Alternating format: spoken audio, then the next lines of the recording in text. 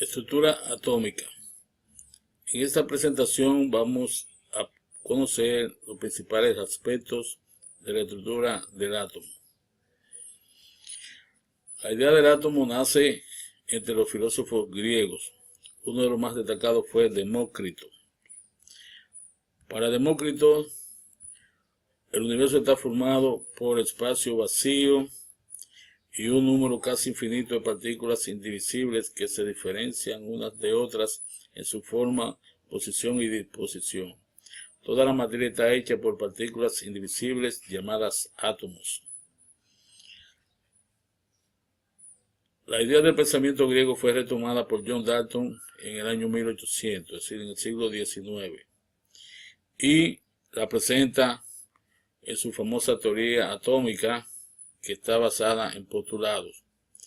Para Dalton, los elementos están formados por partículas muy pequeñas e indivisibles llamadas átomos. Esta idea se mantuvo hasta finales del siglo XIX, cuando se descubre la existencia de los electrones. A partir de ahí, ya los átomos sí son partículas divisibles. Todos los átomos de un elemento son iguales. Esta idea se mantuvo hasta que se descubrieron los isótopos a principios del siglo XX, los cuales son átomos del mismo elemento con diferente masa atómica. Por lo tanto, no son 100% iguales. Todos los átomos de diferentes elementos son distintos. Esto se mantiene sin ninguna variación. Los átomos son indestructibles y retienen su identidad en los cambios químicos. Los átomos se pueden destruir en las reacciones nucleares, que fueron conocidas más adelante. Los compuestos se forman cuando átomos de diferentes elementos se combinan entre sí en una relación sencilla de números enteros, formando entidades definidas que son las moléculas. Este postulado se modificó en el sentido de que también átomos del mismo elemento se pueden unir para formar moléculas, como es el caso de la molécula de hidrógeno, oxígeno, nitrógeno, cloro, etc. A final del siglo XIX, Thomson, mediante un experimento basado en tubos de rayos catódicos, descubre la existencia de los electrones. La figura muestra el equipo utilizado.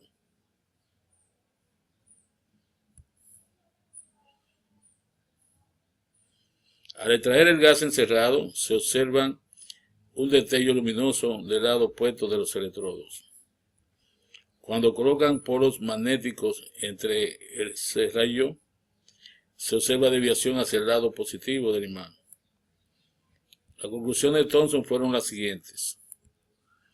Al extraerle el gas encerrado en el tubo, se produjo un haz luminoso procedente del cátodo, los rayos catódicos. Los rayos catódicos poseen carga negativa, puesto que fueron desviados hacia el polo positivo del imán. Los rayos catódicos están constituidos por partículas. Se determinó la relación carga-masa. Esa partícula fue bautizada con el nombre de electrones, que significa ámbar en griego. De inmediato se presenta un modelo considerando la existencia de los electrones y se presenta el modelo atómico de Thomson, el modelo del pudín, porque idealmente consideraba que los electrones estaban incrustados en una masa positiva, como si fueran pasas de un pudín. Esta idea se mantuvo por poco tiempo porque en el 1911 Rutherford y sus colaboradores, mediante un experimento donde explicaran la desviación de la partícula alfa, demostró que el átomo no es como se plantea en el modelo del pudín. Al contrario, es una especie totalmente hueca. Las conclusiones de Rutherford fueron las siguientes. La mayoría de la masa del átomo y toda su carga positiva se concentra en una región muy pequeña pero muy densa, denominada núcleo. El núcleo es el origen de que unas pocas partículas alfa reboten. La gran mayoría del volumen total del átomo es espacio vacío, en el que los electrones se mueven alrededor del núcleo. Ello explica que la gran mayoría de las partículas alfa pasen a través de la lámina. Así se plantea un esquema de este modelo de Rutherford, el modelo también llamado planetario, por la similitud del sistema planetario. Más adelante, Bohr se concentra en el estudio de los electrones y en 1913 plantea su modelo atómico, en el que considera que los electrones se mueven en órbitas circulares alrededor del núcleo sin perder ni ganar energía. Él introduce el nivel de energía en el átomo y que solamente un electrón puede perder o ganar energía si pasa de un nivel a otro. Cuando un átomo absorbe energía, ese electrón puede pasar al nivel superior. Cuando esta energía cesa, el electrón vuelve a su nivel fundamental, emitiendo la misma energía absorbida en forma de radiación o fotón. Con esto se explica el origen de los espectros de los elementos. Más adelante se desarrolla la mecánica cuántica u ondulatoria, donde plantea que los electrones se mueven alrededor del núcleo en orbitales atómicos, no en órbitas circulares ni elípticas, sino en orbitales que son espacios donde existe la mayor probabilidad de encontrar al electrón. Estos orbitales tienen forma definida dependiendo de los números cuánticos de cada electrón. Y se presentan los orbitales tipo S, que son esféricos y existen uno por cada nivel. Los orbitales P, que son en forma de lóbulo y existen uno a lo largo de cada eje, PX, PY y PZ. Están los orbitales D, que son 5, y los orbitales F, que son 7 y son más complejos. Cada uno de estos orbitales se llenan con 2 electrones, los cuales deben tener spin contrario. Este cuadro presenta las principales características de las partículas subatómicas. En el orden de descubrimiento tenemos el electrón, protón y neutrón. El electrón, que tiene carga negativa, una masa extremadamente pequeña que se puede considerar cero, se encuentra en la periferia del núcleo. El protón, que tiene carga positiva con una masa de alrededor de la unidad, se encuentra en el núcleo. El neutrón, con carga neutra, sin carga, mejor dicho, y con una masa un poco ligeramente mayor a la del protón, también se encuentra en el núcleo.